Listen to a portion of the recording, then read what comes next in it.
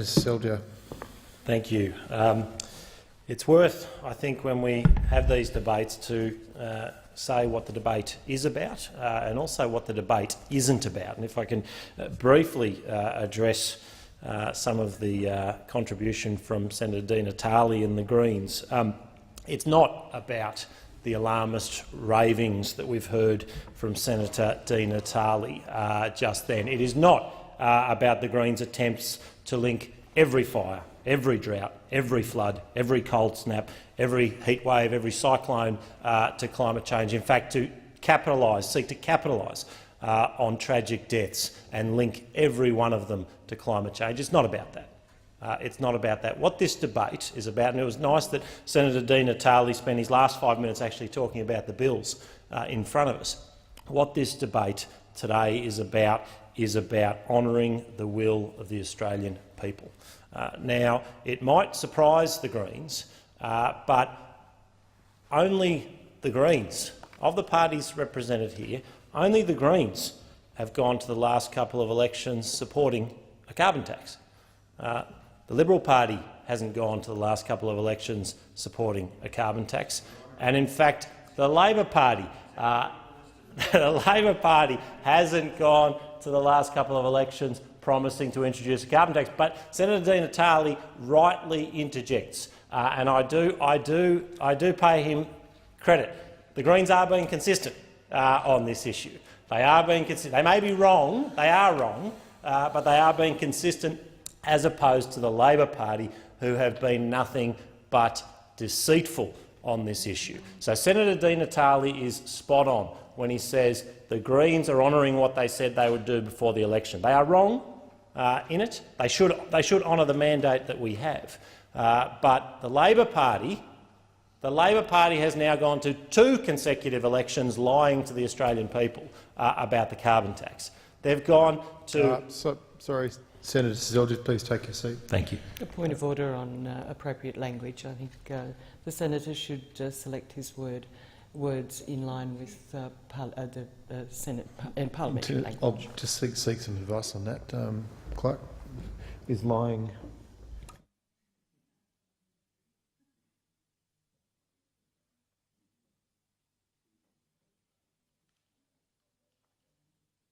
No, there's no point of order. Senator Seselja, please.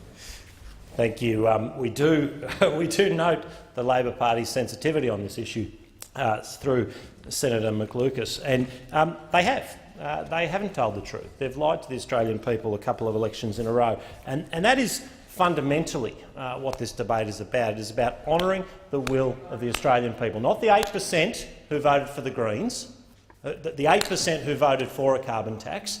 It's about honouring the will of the 90-odd% who voted against the carbon tax.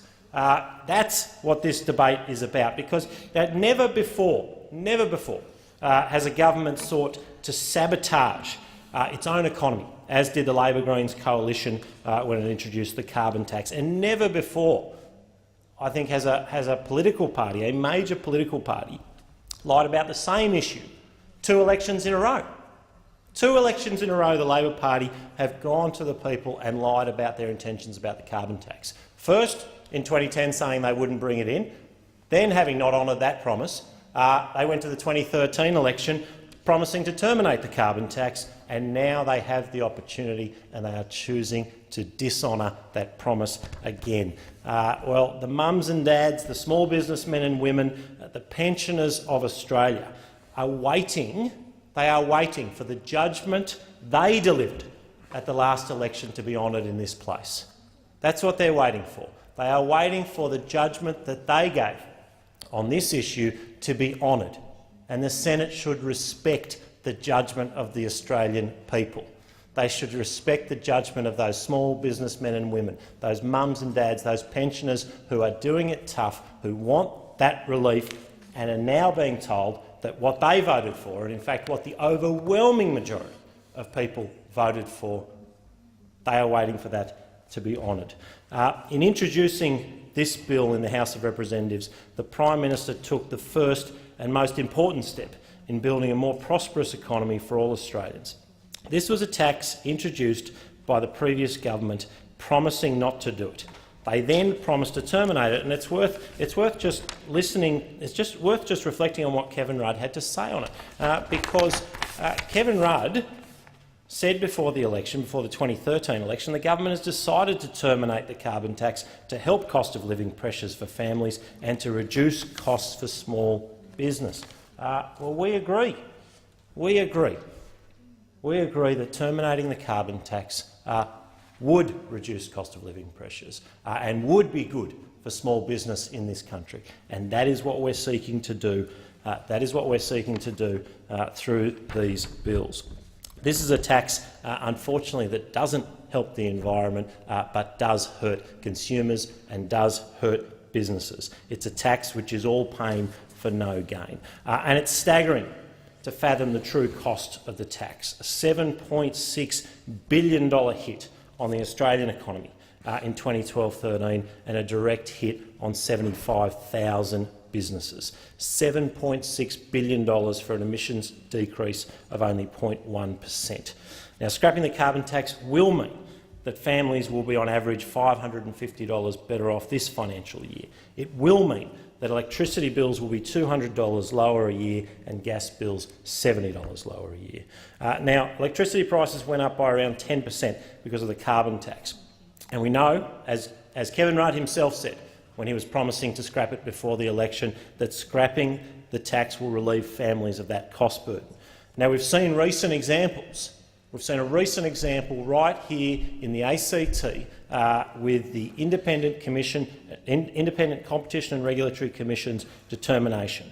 Now, we know that in the ACT, in July 2012, electricity prices went up by 17.7%, and around 14% of that increase, 14% of that 17% increase was attributed to the carbon tax. And so we've heard recently in its determination from the ICRC here in the ACT has said that the complete removal of the price on carbon considered in isolation would cause ACT retail electricity prices to fall by about 12%. That's what we would see right here in the ACT. And the Senior Commissioner of the ICRC said it's important that customers enjoy the lower retail electricity prices that would flow from such a move as early as possible. Well, hear to that. We on this side agree wholeheartedly with the statement from the Senior Commissioner of the ICRC. It is important that we get this repealed as soon as possible, so that electricity users around this country can enjoy lower prices, so that they can have their cost of living pressures eased. These are real cost reductions of hundreds of dollars, and we didn't hear any of it from the senator representing the ACT, Senator Lundy. There was no mention of the 12% decrease that would occur here in the ACT if she voted, and she and her colleagues voted for lower electricity and gas prices for consumers here in the ACT and right around the nation. And if it's not removed, families won't get the relief that they deserve.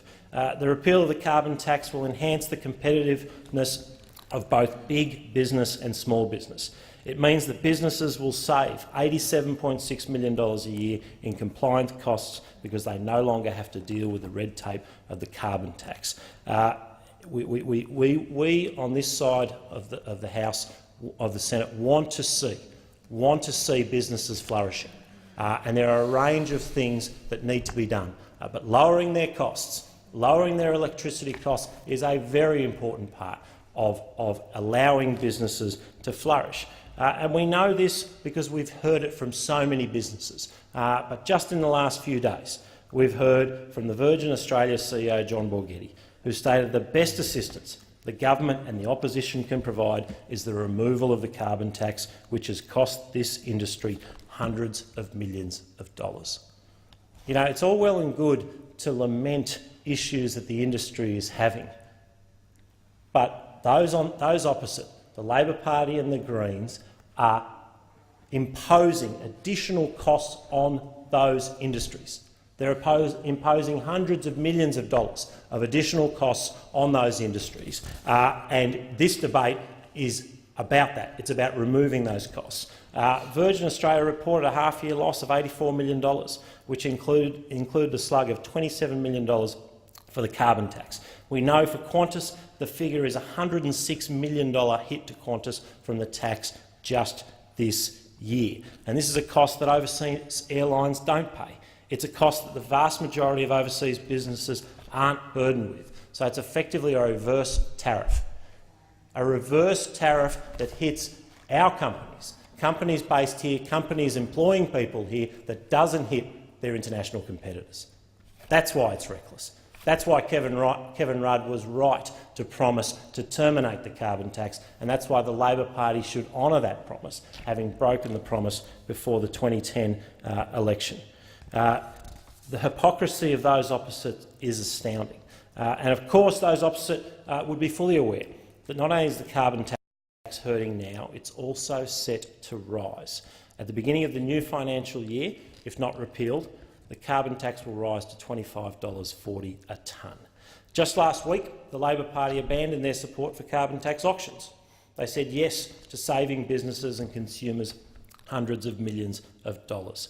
I call on them to go one step further, to support the repeal of the carbon tax, to do as the Australian people have urged them to do, have expressed in the clearest possible terms at the last election. And that is what this debate is about.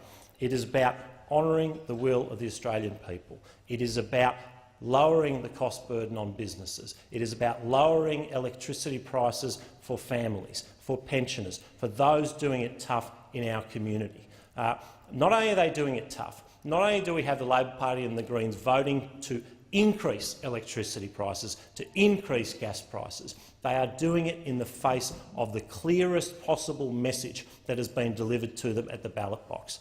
It's time that that mandate was respected, and it's time that this carbon tax was repealed.